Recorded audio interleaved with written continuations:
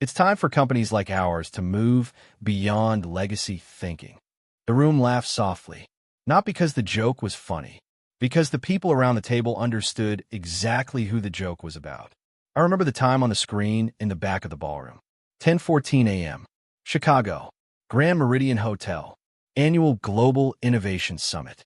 More than 300 investors, analysts, board members, and industry reporters sat beneath crystal chandeliers while cameras streamed the event online. And I was in row 8 wearing an employee badge after spending 7 years building the system being celebrated on stage. My name is Tyler Bennett. I was 48 years old then.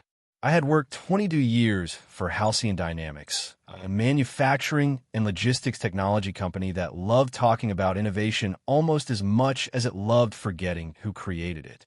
The person speaking was Evan Cross, 29, fresh MBA, perfect teeth, expensive watch, the CEO's nephew.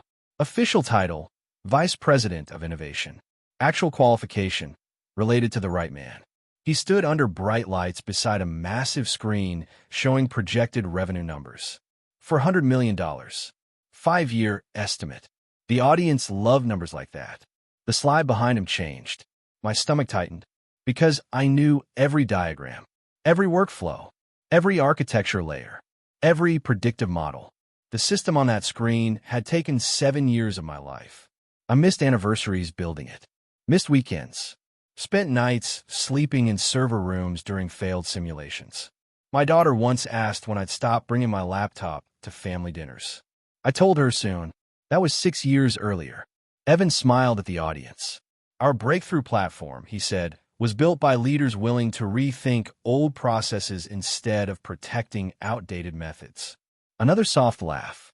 Then came the line, the one I still hear sometimes. We appreciate senior technical staff who maintained operations while the next generation created the future. Applause. Actual applause. I didn't move, didn't react. People think humiliation feels loud. Sometimes it's quiet. Sometimes it feels like your body becomes very still because anger would cost too much. I looked toward the front table. Richard Cross, CEO, Evan's uncle, my boss for 13 years. He caught my eye for maybe 1 second. Not long. Long enough. Then he gave a small smile. The kind executives use when they believe someone has accepted their place. I understood something in that moment. They didn't think they were stealing from me. They thought they had already succeeded. The presentation continued. Market expansion, European licensing, defense contracts, global rollout strategy. Then a slide appeared that should never have existed. Patent ownership framework. My attention sharpened instantly. Under the summary was language implying permanent proprietary ownership by Halcyon Dynamics. Not licensed usage. Ownership. There's a difference. A very expensive difference. I leaned forward. Read it twice. Then 3 times. Because maybe you wanted to be wrong. I wasn't. Evan kept speaking. Confident. Relaxed. The audience wrote notes. Investors nodded. A reporter took pictures. Nobody understood what they were seeing. My phone was in my hand before I consciously decided to reach for it. I opened an old folder. Archived agreements. Licensing structures. Emergency filings. Documents most people forgot existed. I stared at one paragraph. Then another. My heartbeat slowed. Not faster. Slower. Because anger was leaving. And something colder was taking its place. Around me, people applauded a future they believed belonged to them. I sat alone in row 8, realizing something simple. For years, I had protected people who stopped respecting me. Protected deadlines. Protected reputations. Protected mistakes.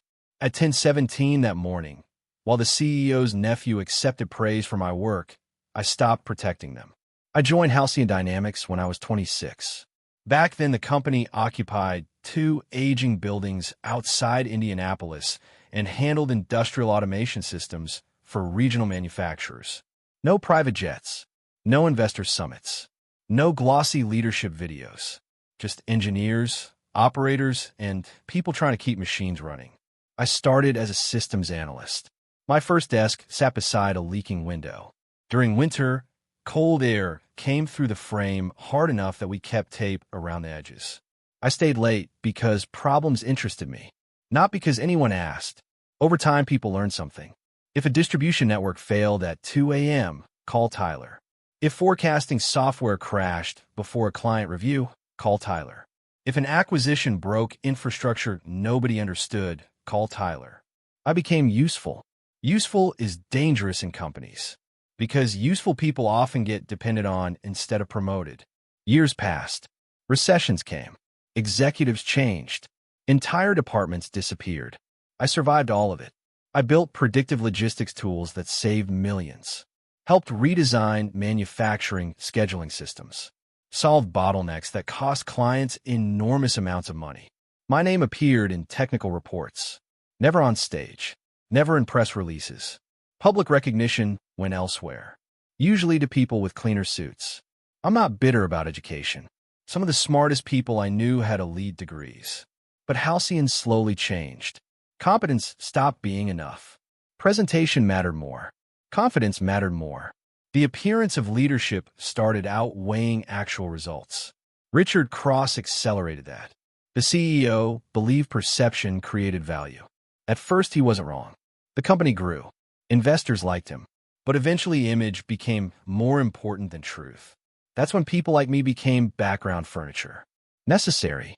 Replaceable. Ignored. Outside work, life kept moving. My daughter, Emily, studied mechanical engineering. Tuition bills arrived every semester like clockwork. My father's health got worse after 70. Heart problems. Medication. If this is your first time here, hit subscribe to join our community. I share real workplace stories every day for anyone who believes quiet competence should always be respected. Specialist visits. My wife, Claire, handled more than she should have because my hours never really ended.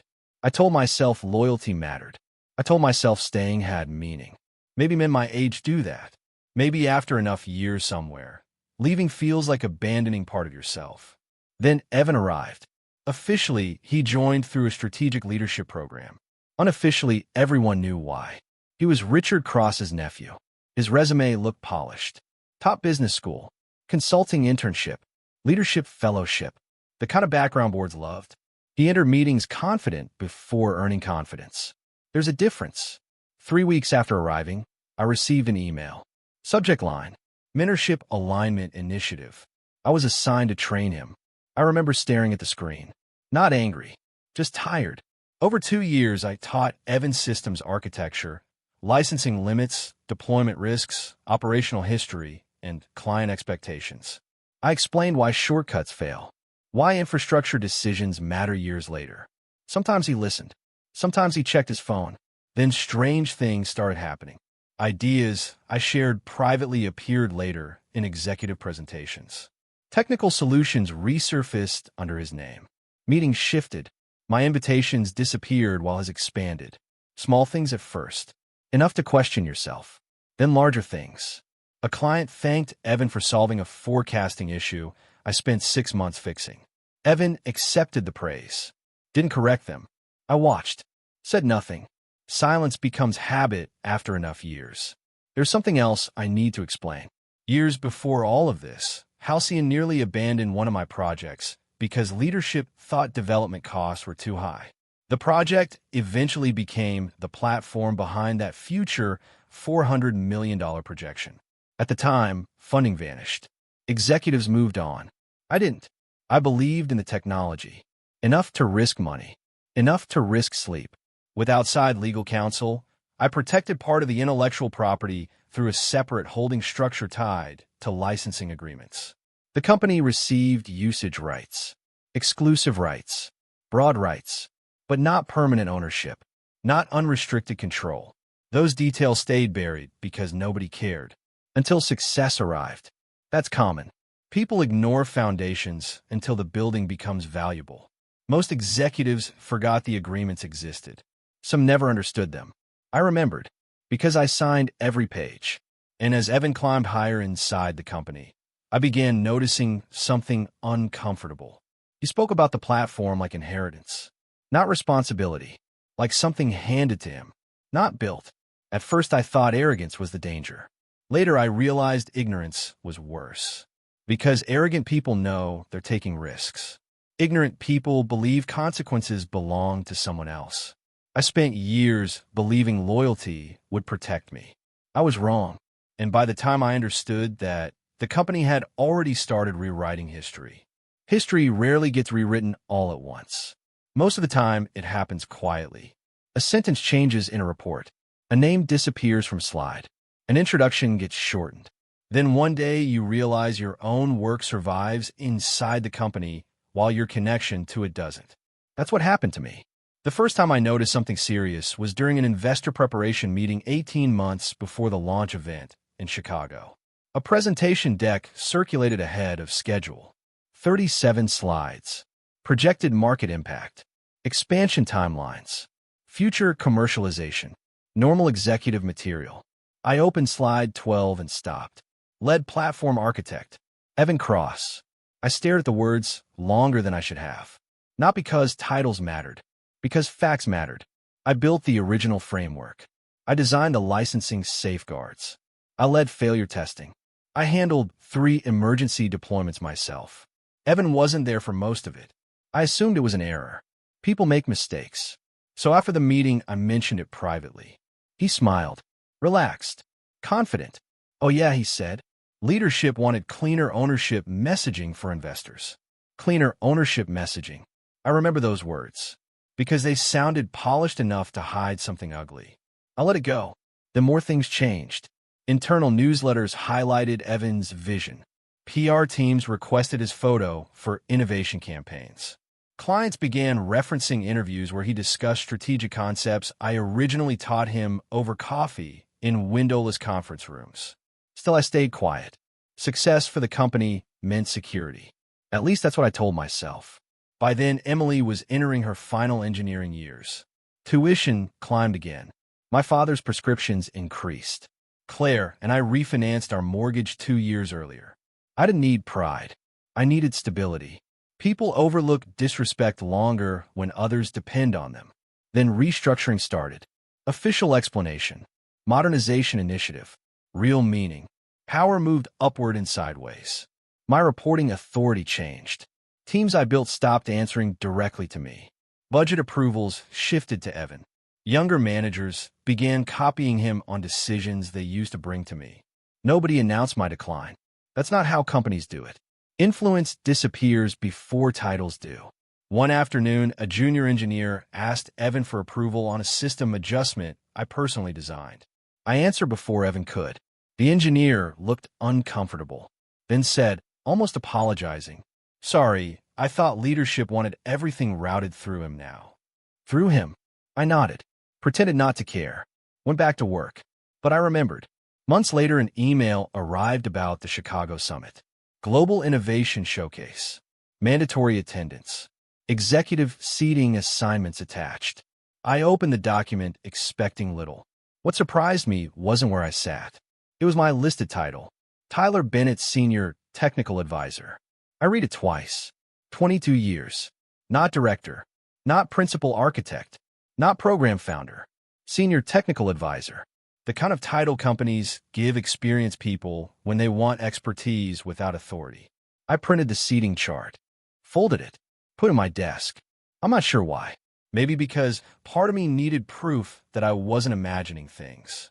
That night, Claire found me sitting at the kitchen table after dinner. Laptop open, old documents scattered nearby. She watched me quietly for a minute, then asked something simple. Why do you keep protecting people who stop protecting you? I laughed once, not because it was funny, because I didn't have an answer. They need continuity, I said finally. The company needs stability. Claire leaned back, looked at me with the expression spouses develop after years of seeing the same wound. No, she said softly. You need to believe loyalty still matters. That stayed with me. A few weeks later, another document crossed my desk. Future commercialization language. Global ownership positioning. Permanent proprietary rights. I read every page, then read them again. The wording wasn't careless. It was intentional. Executives were preparing to market the platform as wholly owned corporate property.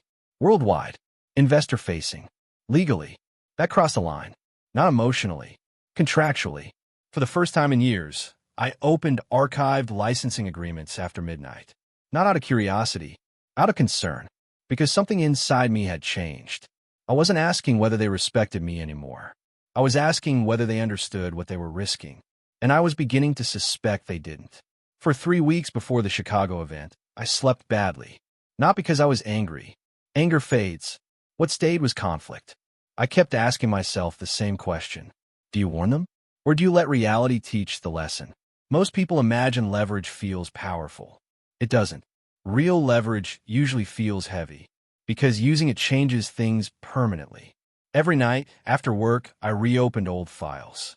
Archived agreements, patent filings, funding records, emails from years earlier when nobody believed the project mattered.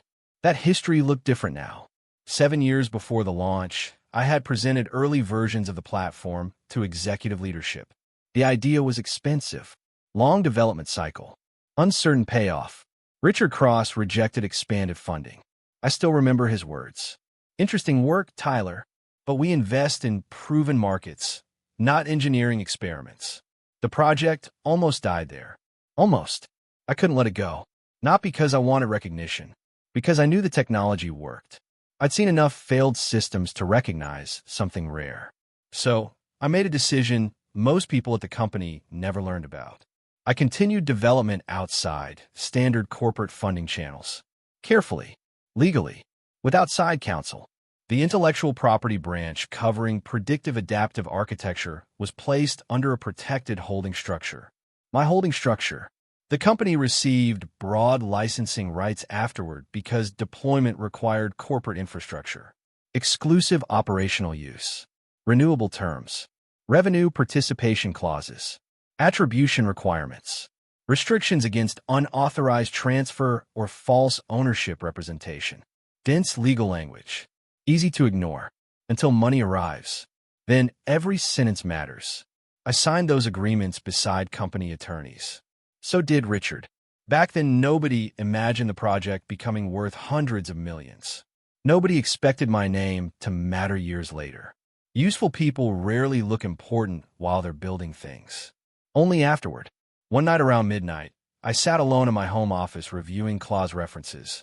Rain hit the windows. Claire had already gone upstairs. The house felt quiet. Older. I found section 8.4. Breach conditions. I knew it existed. Hadn't read it in years. Unauthorized public ownership claims. Misrepresentation. Attribution failure tied to commercialization efforts. Potential revocation rights. I stopped reading. Leaned back. Looked at the ceiling. Because suddenly the situation in Chicago felt different. Not unfair. Dangerous. I drafted an email to legal compliance the next morning. Simple. Professional. Request for clarification regarding public ownership language. I deleted it. Wrote another. Deleted that too. Part of me still wanted to save them. That's difficult to explain. When you spend decades somewhere, loyalty becomes reflex. Even after disappointment. Even after disrespect. You protect systems because you help build them. Then the event schedule arrived. Global Summit Program, Final Edition. I opened the PDF during lunch. Page 7 listed keynote speakers. Richard Cross. External investors. International partners. Then, Evan Cross, Vice President of Innovation presenting. The future of proprietary Halcyon intelligence systems. Proprietary. The word sat on the screen. Small. Ordinary. Important. I kept scrolling. Press attendance confirmed. Analyst confirmed. Licensing expansion announcements planned. Future commercialization roadmap. Everything public. Everything recorded. Everything permanent. I understood something then. Silence would no longer be loyalty. Silence would become surrender. Not only of credit, of truth. Years of work. Legal rights. My own name. That realization didn't make me emotional. It made me calm. Very calm. The kind of calm people mistake for acceptance. 3 days before Chicago, I called an attorney I hadn't spoken to in over a year. Margaret Ellis. Brilliant. Precise. The sort of person who treats contracts the way surgeons treat anatomy. No wasted movement. After brief conversation and document review, she went quiet.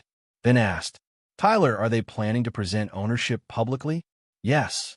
Long pause. I heard papers shifting. Keyboard sounds. Then I asked one question. The only question that mattered. If they cross the line during the event, can enforcement activate immediately? Another pause. When Margaret answered, her voice stayed even. Yes. One word. No drama. No warning. Just certainty. And certainty changes people. I ended the call, closed my laptop, sat in silence for a while. Because for the first time in years, I realized I wasn't trapped. I had simply refused to use the door. By 10:21 that morning, the ballroom had stopped feeling like a launch event. To me, it felt like a countdown. Evan stood center stage, wearing a navy suit tailored well enough to suggest confidence before competence. The giant screens behind him displayed market forecasts, projected adoption curves, expansion territories, future licensing potential. Numbers climbed higher every few slides. The audience loved it. Investors always love certainty, especially expensive certainty. I watched from row 8 while waitstaff moved quietly near the walls carrying coffee and bottled water. Cameras shifted angles. A live stream counter in the corner screen showed thousands watching remotely.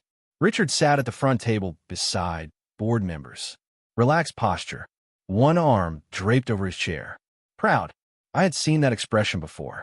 Not toward me. Toward people he believed represented the future. Evan clicked to another slide. Global deployment strategy. Then another. Strategic ownership structure. My attention sharpened again. His voice stayed smooth. Practiced. This platform, he said, positions Halcyon Dynamics as the sole long-term owner of next-generation adaptive industrial intelligence.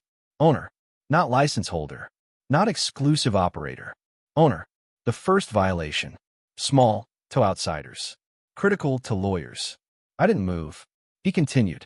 Over the next 5 years, under our leadership, we expect this proprietary technology portfolio to exceed $400 million in direct value.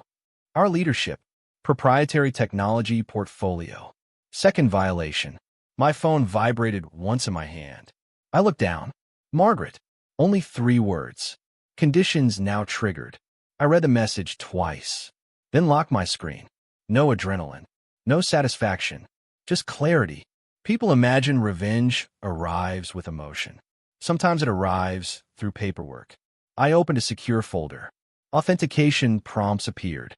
Authorization requests. Reference numbers. Years-old agreements waking up quietly. My thumb paused above the screen for 1 second. That second mattered, because even then I could have done nothing. Protected them again. Explained privately. Warned discreetly. Absorbed another insult. I thought about Emily. About Claire asking why loyalty only traveled one direction. About 22 years. About watching my own work become someone else's legacy. Then I approved the enforcement packet. 1 signature. 1 verification code. Submit. That was it. No speech. No confrontation. No dramatic exit. The action itself took less than 30 seconds. On stage, applause exploded. Evan had finished another projection slide. The audience clapped. People smiled. A reporter near the aisle typed quickly. Everything looked successful. Until it didn't. The first person who noticed was Halcyon's deputy legal officer. I knew him. Thomas Reed. Methodical man. Rarely emotional. His phone lit up. He frowned. Read again. Sat straighter. 30 seconds later, he leaned toward someone beside him. Another phone appeared. Then another. Tiny movements. Easy to miss. But once you spent decades inside corporations, you learn to recognize panic before panic had a name. Richard kept smiling. Still shaking hands. Still proud. He hadn't seen anything yet. Evan continued presenting expansion partnerships. European manufacturing groups. Defense sector interest. Long-term licensing discussions. Licensing. The word almost made me laugh. Not because anything was funny. Because nobody on stage understood how fragile certainty had become. 3 rows ahead of me, an executive opened a laptop suddenly. Fast. Urgent. Whispers started near the side tables. A board member excused herself. Thomas stood. That caught Richard's attention. Their eyes met. Brief conversation. Richard's expression changed almost imperceptibly. Nothing dramatic. Just confusion. The beginning of confusion. Then concern. I recognized it immediately. Because I had worn that same look years earlier when systems failed unexpectedly. The look people have before understanding arrives. My phone vibrated again. Margaret. Enforcement acknowledged. Corporate counsel notified. I slipped the phone into my jacket pocket, folded my hands, watched the stage. For months, I had wondered what validation would feel like. I assumed satisfaction, relief, vindication. Instead, I felt tired, very tired, because the truth was simple. None of this needed to happen. All they had to do was remember who built the thing they were celebrating. The applause faded. Evan stepped away from the podium, smiling. And for the first time in almost a year, Richard Cross walked toward me. Richard didn't greet me, didn't ask how I'd been, didn't mention Chicago weather or the event. He stopped beside row 8 and said quietly, "Tyler, come with me." That was all. The same man who spent months looking through me was suddenly speaking like I mattered again. I followed him through a side corridor behind the ballroom. Thick carpet, muted lighting, conference rooms with frosted glass walls. His pace was fast, controlled, not angry yet, confused. Inside a private meeting room, 3 people waited. Thomas from legal, a senior compliance officer, and Evan. His face looked different, less polished. The confidence had cracks now. Richard closed the door, turned toward me. "What happened?" he asked. I stayed standing. "What do you mean?" His jaw tightened. "We received notice of an active license enforcement action tied to the adaptive platform." I said nothing. Thomas slid printed documents across the table. Highlighted sections, reference numbers, agreement clauses, my signatures, company signatures, old dates, forgotten history. Richard looked between the papers and me, then asked the question, not loudly, worse, quietly. "What did you do?" I remember that clearly, because of the wording. Not, "What happened?" Not, "What were we missing?" "What did you do?" As if reality began with my response instead of years earlier. I pulled out a chair, but didn't sit. The agreements were triggered. Evan spoke immediately. Sharp voice. Defensive. Triggered by what? I looked at him. Really looked. For the first time, he seemed young. Not powerful. Young. "Public ownership claims," I said. "Unauthorized attribution. Commercial representation outside license scope." His forehead tightened. He glanced toward Richard, then back at me. "That's impossible." "No," I said calmly. "It's documented." Thomas cleared his throat. He sounded uncomfortable. "Our preliminary review suggests enforcement may suspend commercialization rights pending legal clarification." Suspend. Such a small word, capable of freezing hundreds of millions. Richard stared at me. I could almost see calculations happening behind his eyes. Investors, board members, announcements, reputation, the live stream, everything connecting at once. His voice lowered. "Can this be reversed quickly?" There it was. Not apology. Need. Need changes people. I answered honestly. Possibly, but not immediately. Silence filled the room. Heavy. Evan stepped forward. "You knew about this?" "Yes." "And you waited?" Another question with hidden blame. I nodded once. "I waited years." His expression hardened. "This is sabotage." The word landed between us. Sabotage. Interesting choice. I thought about nights spent keeping systems alive, about missed weekends, about mentoring him. Then I answered, "No." I looked directly at him. "This is enforcement." Nothing dramatic in my voice. Facts often sound colder than anger. Richard rubbed his forehead. The first visible sign of stress I'd seen from him in years. "You should have warned us." I almost responded immediately. Stopped myself, then said, "I did." The room stayed silent. Richard frowned. "When?" I held his gaze. Every time my name disappeared. Pause. Every time ownership changed in presentations. Another pause. Every time nobody corrected false credit. No one interrupted. Because some truths arrive slowly. And once heard, they become difficult to deny. Thomas opened another file. More clauses. More language. The compliance officer quietly mentioned investor exposure risk, future partnerships, disclosure obligations, words executives fear. Outside the conference room, phones kept ringing, muted through walls. Urgent. At one point, someone knocked softly. Board members requesting updates. The company that treated me like background support suddenly needed explanation, needed memory, needed context, needed the man who built the thing. Hours earlier, I had been senior technical advisor. Now, people waited outside a closed door for my interpretation. That wasn't power. Not really. It was dependence becoming visible.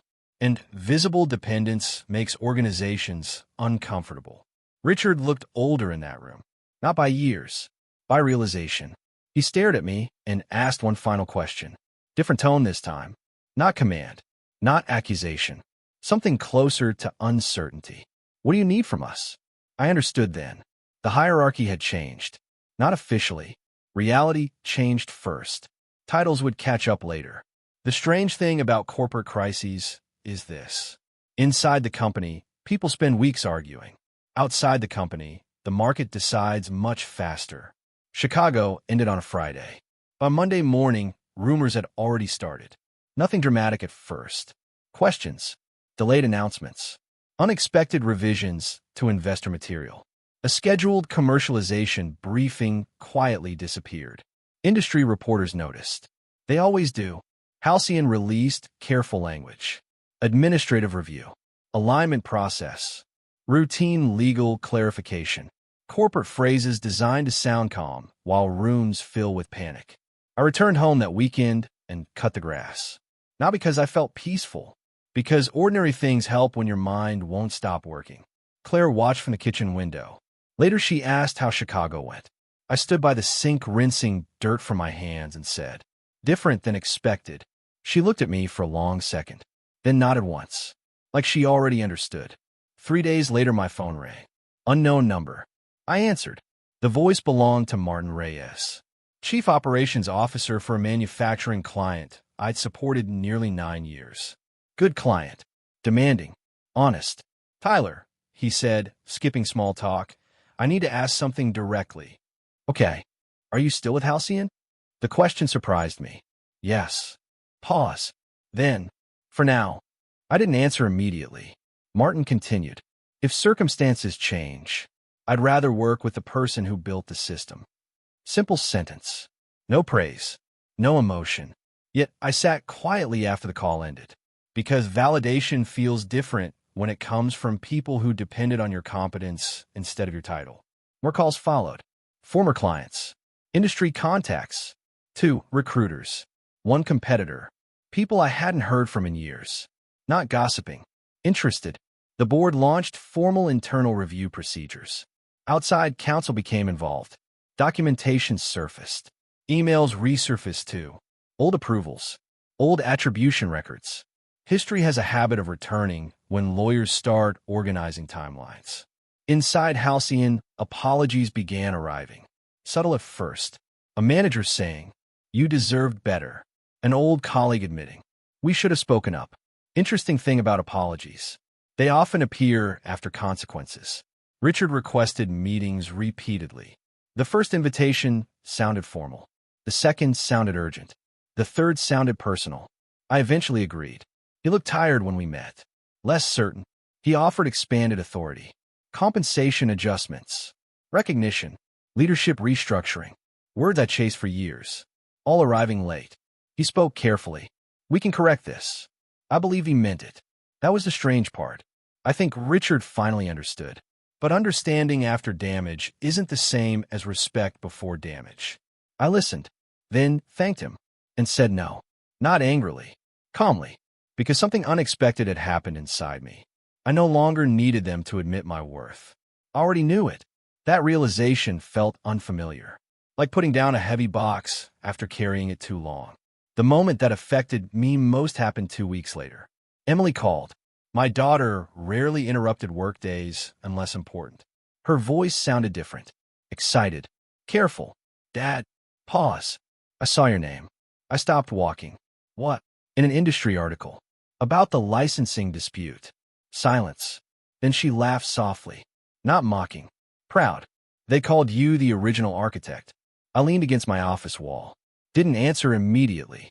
Because fathers spend years hoping their children understand sacrifices they never fully explain. Emily spoke again. I always knew you built important things. Another pause. Then, I'm glad other people know now, too. That hurt more than humiliation ever did. Not in a bad way. In an honest way. Because I realized recognition from strangers mattered less than hearing my daughter say she saw me. Outside Halcyon, truth spread quickly. Inside Halcyon, people still debated responsibility. The market had already decided. Competence mattered. Records mattered. Ownership mattered. And for the first time in decades, my future no longer depended on staying where I wasn't valued. About 8 months after Chicago, Richard Cross stepped down. Official wording mentioned leadership transition and strategic restructuring. Companies prefer softer language for hard endings. Evan left before the year ended. No announcement. No farewell celebration. His profile disappeared quietly from internal systems. The company survived. People always ask whether Halcyon collapsed. No. Organizations rarely fail all at once. They shrink, adapt, replace faces, continue. The difference was this. For the first time, they had to operate without assuming someone invisible would absorb consequences. I never returned the way they expected. No executive title, no symbolic promotion, no grand reconciliation. Instead, I built a small advisory firm. Selective work. Licensing agreements written carefully. Clients chosen slowly. The technology continued generating value, just under terms that respected reality. Emily graduated. My father lived long enough to see her become an engineer. Claire smiled more. I noticed that. Men miss things when work becomes identity. I'm still learning. Sometimes people hear this story and assume the lesson is revenge. It isn't. Revenge sounds dramatic. This was simpler. I stopped protecting people determined to misunderstand my value. That's different. A lot of competent people, especially those who stay somewhere 20 or 30 years, believe silence earns security. Believe loyalty guarantees respect. Believe carrying extra weight makes them indispensable. Maybe temporarily, not permanently. I learned something harder. If people benefit from your effort long enough, they may begin seeing sacrifice as obligation, not generosity. That changes relationships, even companies. I still think about the ballroom in Chicago sometimes. The applause, the screens, the confidence. Evan presenting my work like ownership and contribution meant the same thing. Richard smiling from the front table. 300 people celebrating a future they thought belonged to someone else. And me sitting quietly in row 8. Phone in hand. Not angry anymore. Just finished. Because by then I understood something they didn't. Systems fail. Titles change. Executives leave. Markets move on. But truth has patience. And eventually, patience becomes visible. My name is Tyler Bennett. I spent years believing my value came from how much I could save. I was wrong. Sometimes your value becomes clear only after you stop saving everyone around you. And that was the day they finally learned what I actually owned.